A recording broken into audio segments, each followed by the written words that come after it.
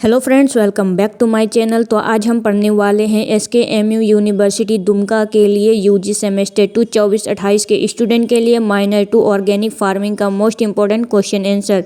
ये exam oriented है और एग्जाम के लिए मोस्ट इंपॉर्टेंट रहेगा ये क्वेश्चन, और संभावना है कि इस बार यही क्वेश्चन पूछा जाए। तो अगर आप चैनल पर नए हैं तो चैनल को सब्सक्राइब कर लीजिए, वीडियो को लाइक कीजिए, अपने फ्रेंड में शेयर कीजिए और हमारे Telegram channel and WhatsApp group को भी ज्वाइन कर लीजिएगा, क्योंकि आपको इसका PDF टेलीग्राम चैनल पर ही मिलेगा और टेलीग्राम चैनल का लिंक आपको इस वीडियो के डिस्क्रिप्शन बॉक्स में मिल जाएगा। अगर आपको वीडियो अच्छा लगता है तो वीडियो को एक लाइक एंड एक कमेंट जरूर से कीजिएगा। तो चलिए देर न करते हुए हम शुरू करेंगे मोस्ट इंपॉर्टेंट क्वेश्चन आंसर को देखना। आपके एग्जाम में और ज़्यादा टाइम नहीं है तो आप अच्छे से तैयारी कीजिए और एग्जाम में अच्छे मार्क्स लाने का कोशिश कीजिएगा। तो चलिए हम स्टार्ट करते हैं क्वेश्चन आंसर को। तो आज हम पढ़ने वाले हैं यूजी सेमेस्टर 2 24-28 के स्टूडेंट के लिए माइनर ऑर्गेनिक फार्मिंग का मोस्ट इंपॉर्टेंट क्वेश्चन आंसर। तो यहाँ से आपका क्वेश्चन नंबर 1 है। तो क्वेश्चन नंबर 1 से आपका जितने भी क्वेश्चन है ABCDE तक ये 1 मार्क्स के क्वेश्चन है, जिसमें आपको 5 क्वेश्चन दिए गए हैं। तो चलिए क्वेश्चन आंसर को देखते हैं। तो क्वेश्चन नंबर 1 दिया गया, निम्नलिखित पर संक्षिप्त टिप्पणियाँ लिखे। क्वेश्चन नंबर 1 है, what are the main nutrients that a soil needs. मिट्टी की उर्वरता को बनाए रखने के लिए किन पोषक तत्वों की आवश्यकता होती है।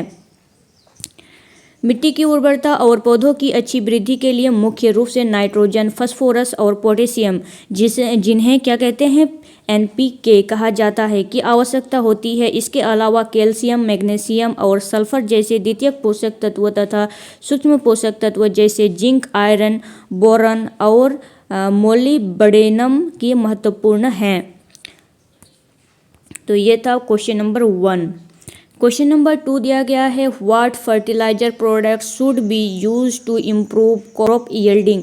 फसल की अच्छी उपज के लिए किन किन प्रकार के उर्वरकों का प्रयोग किया जाना चाहिए। फसल की अच्छी उपज के लिए संतुलित मात्रा में पोषक तत्वों की आवश्यकता होती है, जिनके लिए मुख्य रूप से नाइट्रोजन, यूरिया, फास्फोरस, फास्फोरस जिसे DAP और SSP कहते हैं, जिसे पोटास, MOP को जैविक खाद जैसे कि गोबर की खाद, वर्मी कंपोस्ट, हरी खाद का मिश्रण उपयोग किया जाना चाहिए। शुरुआती विकास के लिए DAP, वृद्धि के लिए यूरिया, फली फूल के लिए पोटास, जिंक के लिए महत्वपूर्ण होता है। क्वेश्चन C है, व्हाट इज एलोपैथी। एलोपैथी क्या है। एलोपैथी, जिसे आधुनिक चिकित्सा या पश्चिमी चिकित्सा भी कहते हैं, दवाओं, सर्जरी और वैज्ञानिक तरीकों से रोगों के लक्षणों और मूल कारणों का इलाज करने वाली प्रणाली है, जो विपरीत से उपचार के सिद्धांत पर आधारित है। चौथा है, what are the properties of clay soil. चिकनी मिट्टी के गुणों का वर्णन करें। चिकनी मिट्टी के गुणों का वर्णन करना है तो चिकनी मिट्टी क्ले सॉयल बहुत महीन कणों से बनी एक भारी मिट्टी है, जिसमें अत्यधिक जल धारण क्षमता, उच्च पोषक तत्व और बेहतरीन प्लास्टिसिटी पाई जाती है। यह गीली होने पर चिपचिपी और सूखने पर सख्त हो जाती है, जिससे यह कृषि में नमी बनाए रखने और मूर्तियां या बर्तनों के निर्माण के लिए आदर्श होती है।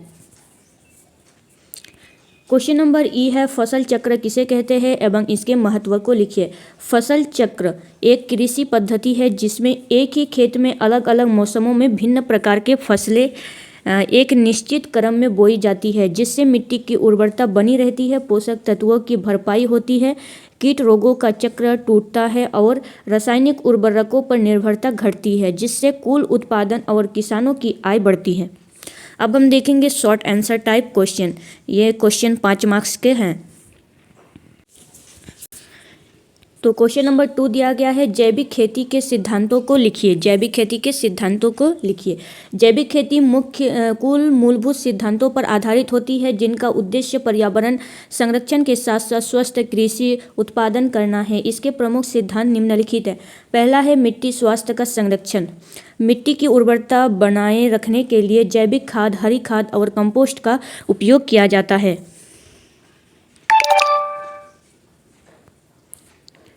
दूसरा है प्राकृतिक संसाधनों का संतुलन उपयोग। जल, वायु और मिट्टी का ऐसा उपयोग किया जाता है जिसमें पर्यावरण को नुकसान ना पहुंचे। तीसरा है रासायनिक पदार्थों से परहेज। रासायनिक उर्वरक, कीटनाशक और खरपतवारनाशक का प्रयोग नहीं किया जाता है। चौथा है जैव विविधता के संरक्षण, फसल चक्र, मिश्रित खेती और स्थानीय बीजों को बढ़ावा दिया जाता है। पांचवा है स्वस्थ व सुरक्षित उत्पादन, मानव स्वास्थ्य और पर्यावरण के लिए सुरक्षित विष रहित खाद्य पदार्थों का उत्पादन किया जाता है। तो ये था क्वेश्चन नंबर 2 और क्वेश्चन नंबर 2 क्या था, जैविक खेती के सिद्धांत। क्वेश्चन नंबर 3 है वर्मी कंपोस्ट एवं बायो फर्टिलाइजर के बारे में लिखें। वर्मी कंपोस्ट और बायो फर्टिलाइजर जैविक खेती के महत्वपूर्ण घटक है जो मिट्टी की उर्वरता बढ़ाने और फसलों की उत्पादकता सुधारने में सहायक होती हैं।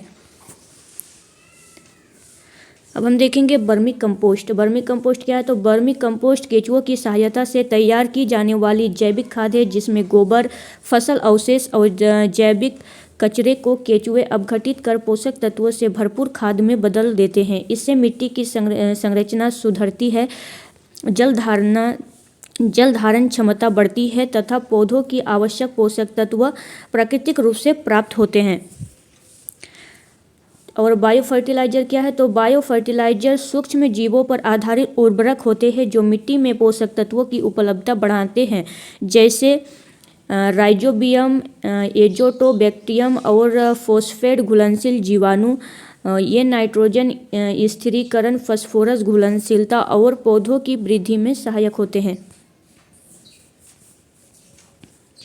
इस प्रकार वर्मी कंपोस्ट और बायो फर्टिलाइजर पर्यावरण अनुकूल, सस्ते और टिकाऊ कृषि उपाय हैं। अब हम देखेंगे लॉन्ग आंसर टाइप क्वेश्चन जो कि है 15 मार्क्स वाला क्वेश्चन। एक क्वेश्चन 15 मार्क्स का है। क्वेश्चन नंबर 4 दिया गया है जैविक कृषि में पौधों की बीमारियों का प्राकृतिक रोकथाम के उपायों एवं उनके महत्वों की व्याख्या कीजिए। आंसर है जैविक कृषि में पौधों की बीमारियों का नियंत्रण रासायनिक दवाओं के बजाय प्राकृतिक, पर्यावरण अनुकूल और टिकाऊ उपायों से किया जाता है। इसका उद्देश्य फसलों को स्वस्थ रखना, मिट्टी की उर्वरता बनाए रखना तथा मानव और पर्यावरण को सुरक्षित रखना है। जैविक कृषि में रोग नियंत्रण, निवारण और जैविक दोनों स्तरों पर किया जाता है। फसल चक्र अपनाने से एक ही प्रकार के रोगजनक लगातार मिट्टी में सक्रिय नहीं रह पाते। इससे रोगों का प्रकोप कम होता है और मिट्टी का स्वास्थ्य सुधरता है। इसका महत्व क्या है, तो रोगों की श्रृंखला टूटती है और मिट्टी की उर्वरता बनी रहती है। दूसरा है रोग प्रतिरोधक किस्मों का चयन। स्थानीय एवं रोग प्रतिरोधक बीजों का उपयोग करने से पौधों में स्वाभाविक रोग सहन शक्ति विकसित होती है। इसका महत्व है रोग का खतरा कम होता है इससे और रसायनों पर निर्भरता भी घटती है। जैविक नियंत्रण ट्राइकोडर्मा, प्लूडोमोनास, बेसिलस जैसे लाभकारी सूक्ष्म जीव रोगजनक फफूंद व जीवाणुओं को नियंत्रित करते हैं। इनका महत्व है कि मिट्टी में लाभकारी जीवाणु बढ़ते हैं और रोगजनकों का प्राकृतिक नाश होता है। चौथा है जैविक खाद एवं कंपोस्ट का उपयोग। वर्मी कंपोस्ट, गोबर खाद एवं कंपोस्ट से मिट्टी में उपयोगी सूक्ष्मजीव बढ़ते हैं जो रोगजनकों को दबाते हैं। इसका महत्व है मिट्टी की रोग प्रतिरोधक क्षमता बढ़ती है और मिट्टी का जैविक संतुलन बना रहता है। पांचवा है वनस्पति आधारित घोल। नीम का अर्क, लहसुन, अदरक, हल्दी, गोमूत्र आदि का छिड़काव रोग नियंत्रण में प्रभावी होती है। इसका महत्व है सस्ते और आसानी से उपलब्ध हो जाते हैं और पर्यावरण एवं स्वास्थ्य के लिए सुरक्षित भी रहते हैं। छठा है उचित खेत प्रबंधन। समय पर निराई गुड़ाई, संतुलित सिंचाई, संक्रमित पौधों को हटाना तथा तेल की सफाई से रोग फैलने से रोका जा सकता है। इसका महत्व है रोगों का प्रसार रुकता है और फसल स्वस्थ रहता है। सातवां है बीज का शोधन।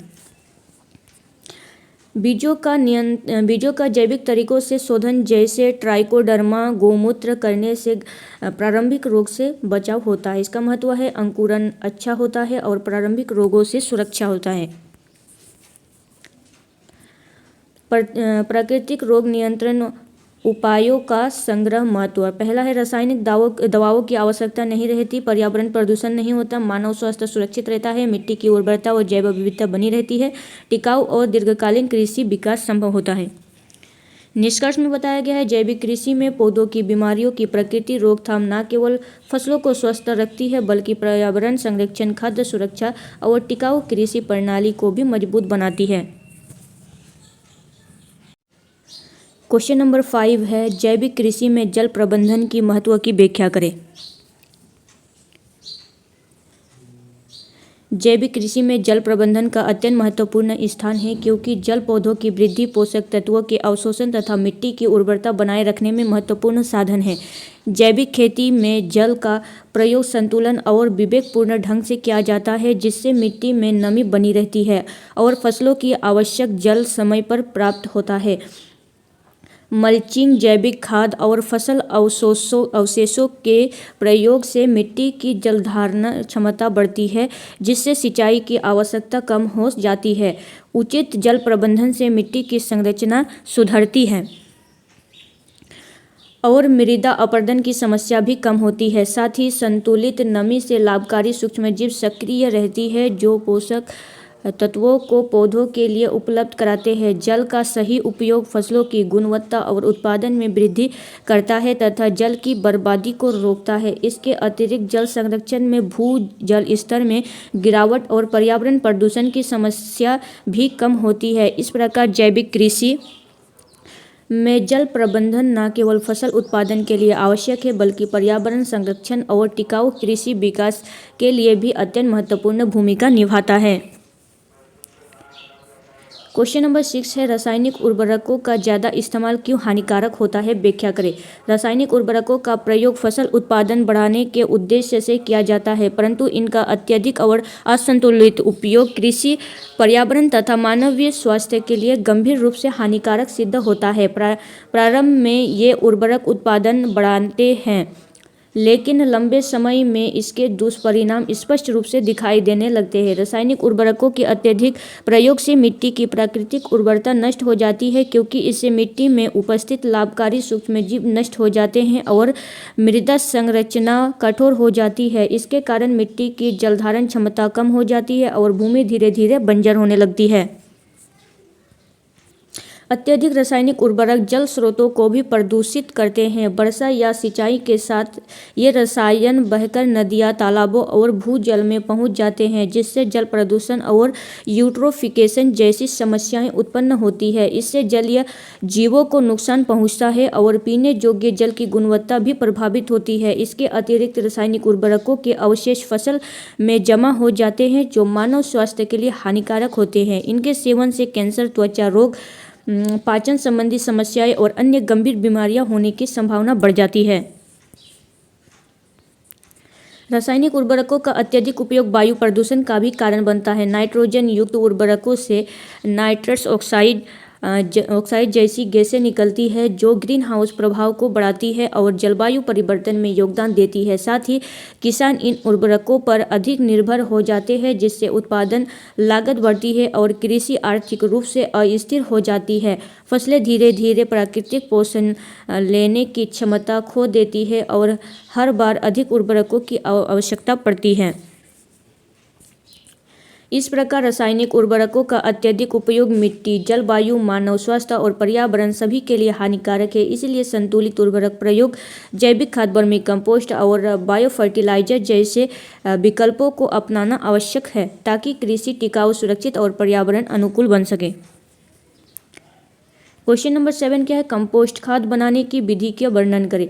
कंपोस्ट खाद जैविक खेती की एक महत्वपूर्ण जैविक खाद है जो कृषि अपशिष्टों, घरेलू कचरे और पशु अपशिष्टों के अपघटन से तैयार की जाती है। यह खाद मिट्टी की उर्वरता बढ़ाने, संरचना सुधारने तथा पौधों की आवश्यक पोषक तत्व प्रदान करने में सहायक होती है। कंपोस्ट खाद बनाने की विधि निम्नलिखित चरणों में समझी जा सकती है।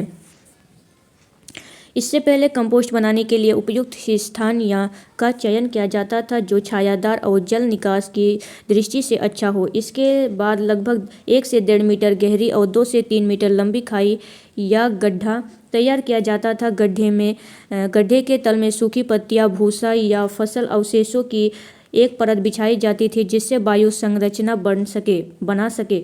इसके ऊपर हरा कचरा जैसे घास, सब्जियां के अवशेष और पौधों के भाग डाले जाते हैं। इसके बाद गोबर या गोबर घोल की एक पतली परत डाली जाती है जिससे अपघटन की प्रक्रिया तेज होती है। इसी प्रकार सूखे और गीले कचरे की परतें बारी बारी से डाली जाती है। प्रत्येक परत पर हल्का पानी छिड़ककर नमी बनाए रखी जाती है, परंतु अधिक पानी नहीं डालना चाहिए। गड्ढा भरने के बाद इसे मिट्टी या पुआल से ढक दिया जाता है ताकि नमी और तापमान नियंत्रित रहे।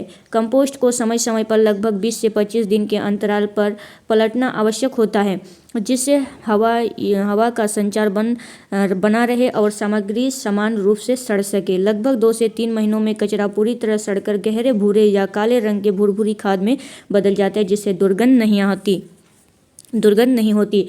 इस प्रकार तैयार कंपोस्ट खाद खेतों, बागानों और सब्जी उत्पादन में उपयोग की जाती है। यह मिट्टी की जलधारण क्षमता बढ़ाती है, लाभकारी सूक्ष्म जीवों को सक्रिय करती है और रासायनिक उर्वरकों पर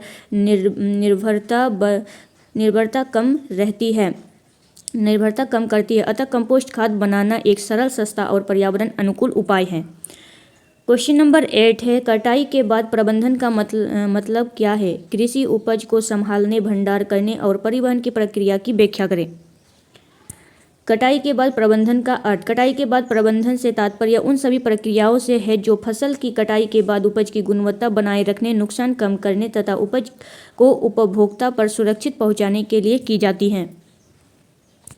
इस प्रकार उपज की सफाई, छटाई, ग्रेडिंग, पैकेजिंग, भंडारण और परिवहन जैसी प्रक्रियाएं शामिल होती है। उचित कटाई के बाद प्रबंधन से कृषि उपज की बर्बादी कम होती है और किसानों को बेहतर मूल्य प्राप्त होता है। कृषि उपज को संभालने की प्रक्रिया। हैंडलिंग। कटाई के तुरंत बाद उपज को सावधानीपूर्वक संभालना आवश्यक होता है। इसमें फसल को धूप, नमी और यांत्रिक क्षति से बचाया जाता है। उपज की सफाई, छटाई, खराब एवं स्वस्थ उपज को अलग करना और ग्रेडिंग, आकार, गुणवत्ता एवं वजन के अनुसार वर्गीकरण की जाती है। इससे उपज की गुणवत्ता बनी रहती है और बाजार में अच्छी कीमत मिलती है। भंडार की प्रक्रिया। भंडारण का उद्देश्य उपज को लंबे समय पर सुरक्षित रखना है। इसके लिए उपयुक्त तापमान, नमी और वायु संचार आवश्यक होती है। अनाजों के सूखे, हवादार गोदामों में रखा जाता है, जबकि फल को सब्जियों के लिए कोल्ड स्टोरेज का प्रयोग किया जाता है। सही भंडारण से कीट, फफूंद और सड़न से होने वाली नुकसान कम होती है तथा उपज की पोषक गुणवत्ता बनी रहती है। तीसरा है परिवहन की प्रक्रिया, ट्रांसपोर्टेशन। कृषि उपज को खेत से मंडी या उपभोक्ता तक पहुंचाने के लिए सुरक्षित परिवहन आवश्यक है। परिवहन के दौरान उपज को झटकों, अत्यधिक गर्मी और नमी से बचाया जाता है। फल, सब्जियों के लिए उपयुक्त पैकेजिंग और कभी-कभी शीत परिवहन का उपयोग किया जाता है, जिससे उपज ताजी बनी रहती है और खराब होने की संभावना कम होती है।